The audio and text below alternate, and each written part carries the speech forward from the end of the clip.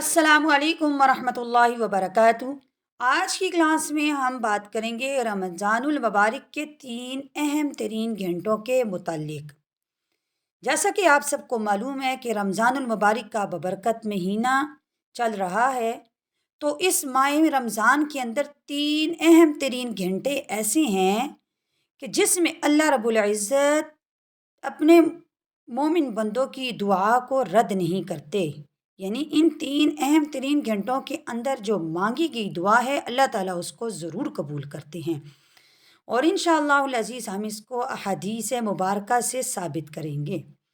रमज़ानुल मुबारक के 3 घंटे बहुत कीमती हैं। अगर आप इनकी हिफाजत करें तो ये 3 घंटे माह रमज़ान के आखिर तक 90 कीमती तरीन घंटे बन जाएंगे इंशाअल्लाहुल अज़ीज़। पहला घंटा अफ्तारी का है। अफ्तारी जल्दी तैयार कीजिए और दुआ के लिए वक्त निकालिए, क्योंकि रोज़ेदार की दुआ अफ्तारी के वक़्त ज़रूर कबूल होती है। लिहाजा अपने लिए, अजीज़ों और मरहूमीन के लिए इस वक़्त खूब दुआएं करें। आप सल्लल्लाहु अलैहि वसल्लम का इरशाद है कि 3 लोगों की दुआ रद्द नहीं की जाती। रोज़ेदार की जब वो इफ्तार करता है, यानी अफ्तारी से पहले दुआ करता है, तो उसकी दुआ को रद्द नहीं किया जाता। नंबर 2, आदिल हुक्मरान की, जो इंसाफ पसंद बादशाह है, उसकी दुआ को अल्लाह ताला रद्द नहीं करते। नंबर 3, मज़लूम की दुआ जो है, और एक और हदीस में ये भी आया है कि मज़लूम की बदुआ से बचो। ये हदीस ज़ाहिर करती है कि अफ्तार के वक़्त की गई दुआ अल्लाह ताला ज़रूर कबूल करते हैं, और ये कबूलियत के ख़ास औक़ात में से एक वक्त है। तो इसलिए हमें चाहिए कि अफ्तारी के वक़्त खूब अपने रब से मांगें और दिल खोल के मांगें। अल्लाह ताला नबी अलैहिस्सलाम का इरशाद है कि अल्लाह ताला फरमाते हैं कि जब मेरे बंदे के जूते का तस्मा टूट जाए तो वो भी मुझसे मांगे। अगर उसके घर में नमक ख़त्म हो जाए तो वो भी मुझसे मांगे, मैं उसको अता करूँगा। दूसरा अहम तरीन घंटा रात का आखिरी घंटा है। इस वक़्त रब्बे कायनात से राज़ो नयाज़ की बातें और खलवत इख्तियार करें, क्योंकि इस वक़्त अल्लाह ताला की तरफ से पेशकश होती है कोई दुआ और इस्तग़फ़ार करने वाला कि मैं उसकी दुआएं कबूल करूं और उसे माफ़ करूं। अब इससे मुराद तहज्जुद का टाइम है। अब आप रमज़ानुल मुबारक में अल्लाह ताला सहरी के लिए आपको एक वक़्त दे देते हैं कि आप उठ जाते हैं, तो आप ज़्यादा नहीं तो कम अज़ कम 4 रकत नफल नमाज तहज्जुद ज़रूर पढ़ें। 4 या 6, अगर ज़्यादा पढ़ेंगे तो ज़्यादा आपकी अल्लाह ताला दुआएं सुनेंगे। तो क्योंकि तहज्जुद का जो ज़िक्र है कुरान मजीद में भी है कि अल्लाह ताला कुरान पाक में फरमाते हैं, ततजाफ़ा जुनूबुहुम अनिल मज़ाजि'i यदऊना रब्बहुम खौफन व तमअन व मिम्मा रज़क़नाहुम युनफ़िकून। इनके पहलू, यानी उन लोगों के पहलू बिस्तरों से जुदा रहती हैं और वो अपने रब को खौफ और उम्मीद के साथ पुकारते हैं, और जो कुछ हमने उन्हें दिया है उसमें से खर्च करते हैं। अभी बिस्तरों से उनके पहलू जुदा रहते हैं, इससे मुराद यही है कि वो तहज्जुद की नमाज को अदा करते हैं। इस आयत मुबारका में उन्हीं लोगों का जिक्र है कि जो तहज्जुद की नमाज के टाइम उठते हैं, तहज्जुद पढ़ते हैं और अल्लाह अपने रब से दुआएं मांगते हैं। अहदीस मुबारका में भी इस टाइम सहरी के वक़्त मांगने की बहुत ज़्यादा फजीलत आई है कि सहरी के टाइम मांगी गई दुआ अल्लाह ताला रद्द नहीं करते। आप सल्लल्लाहु अलैहि वसल्लम का इरशाद है कि हर रात जब आखिरी तिहाई रात बाकी रह जाती है, हमारा रब तब आसमान दुनिया पर नज़ूल फरमाता है। जब कोई भी रात होती है, जब उसका आखिरी तिहाई हिस्सा बाकी रह जाता है, तो अल्लाह ताला आसमान दुनिया पर आते हैं और आके ये पूछते हैं कि कोई मुझसे मांगे मैं उसे अता करूं, कोई है जो मुझसे मग़फ़िरत तलब करे मैं उसे बख्श दूं। ये मुस्लिम की रिवायत है।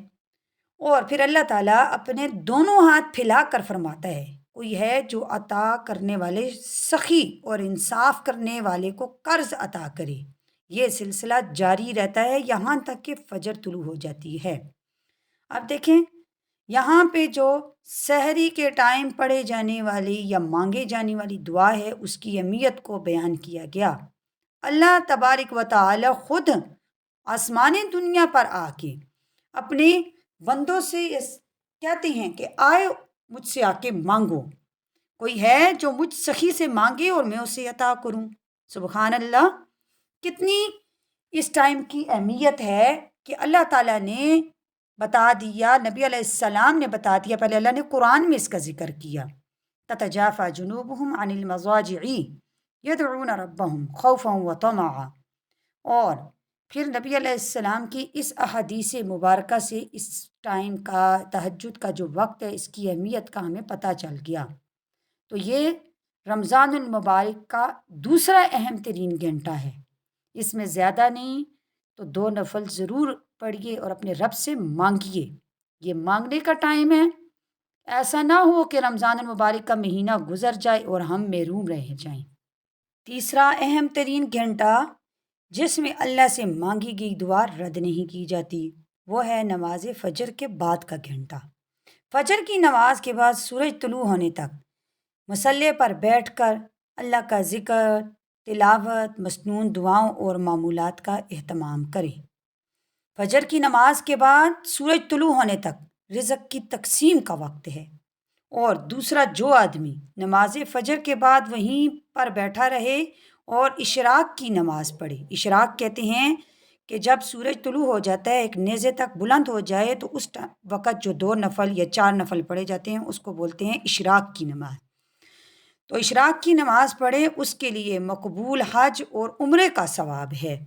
سلف صالحین کہ ہاں فجر کے بعد سورج طلوع ہونے تک سونا مکروہ تھا، کیونکہ یہ غنیمت کا وقت ہے، سفر، تجارت، علم حاصل کرنے اور ذکر اللہ کرنے کا وقت ہے۔ جو اس میں سوتا ہے وہ اپنے حصے سے محروم رہتا ہے۔ تو اس لیے نماز فجر کے بعد ہمیں تلاوت کرنی ہے اور ذکر و اذکار کرنے ہیں۔ اگر آپ زیادہ نہیں کر سکتے تو کم از کم آپ 1 پارہ ضرور تلاوت کریں۔ اب رمضان المبارک کا برکتوں اور رحمتوں والا مہینہ ہے۔ ہم سحری کے لیے اٹھتے ہیں، سحری کر کے ایک سنت کو ہم پورا کرتے ہیں اور فرض کو ہم چھوڑ دیتے ہیں، یعنی سحری تو کرتے ہیں لیکن بعض لوگ فرض نماز کو بھی قضا کر دیتے ہیں، پڑھتے ہی نہیں ہیں، سو جاتے ہیں۔ تو اب دیکھیں یہاں تو احادیث میں اس کی کتنی اہمیت بیان ہو رہی ہے، اور جو سلف صالحین تھے، جو ہمارے بزرگ تھے، وہ تو اس ٹائم کو غنیمت سمجھا کرتے تھے، کیونکہ یہ رزق کی تقسیم ہونے کا وقت ہوتا ہے۔ تو آپ صلی اللہ علیہ وسلم جو ہے وہ اکثر فجر کے بعد طلوع آفتاب تک مسجد میں بیٹھے رہتے تھے اور ذکر اذکار کرتے اور اشراق کی نماز پڑھ کر گھر تشریف لاتے تھے۔ حضرت انس رضی اللہ تعالیٰ عنہ سے مروی ہے کہ آپ صلی اللہ علیہ وسلم نے فرمایا کہ جو شخص فجر کی نماز باجماعت ادا کرے، پھر سورج طلوع ہونے تک اللہ کا ذکر کرتا رہے، پھر 2 رکعت نماز ادا کرے، تو یہ اس کے لیے ایک حج اور عمرے کے اجر کے برابر ہو جائے گا۔ آپ صلی اللہ علیہ وسلم نے فرمایا مکمل حج اور عمرے کے برابر اس کو ثواب ملے گا۔ اصول یہ ہے کہ آپ صلی اللہ علیہ وسلم نے باجماعت نماز ادا کرنے کا کہا ہے، اور یہ قید لازمی ہے، اس سے وہ شخص خارج ہو جائے گا جو گھر میں نماز پڑھے یا مسجد کی جماعت سے ہٹ کر نماز ادا کرے اور پھر سورج طلوع ہونے تک بیٹھا ذکر کرتا رہے۔ اس سے یہ فضیلت اور خاص اجر حاصل نہیں ہوگا، یعنی اسے مکمل حج اور عمرے کا ثواب نہیں ملے گا۔ عورت کے لیے مسجد کے بجائے گھر میں نماز ادا کرنا زیادہ افضل ہے، تو اگر عورت اس پر عمل کرے گی تو اس کے لیے عمومی اجر اور فضیلت تو ہوگی، کیونکہ ذکر الہی افضل ترین عبادت اور اللہ تعالیٰ کے ہاں محبوب عمل ہے، یعنی اللہ کا ذکر کرنا اللہ کے ہاں بہت پسندیدہ عمل ہے۔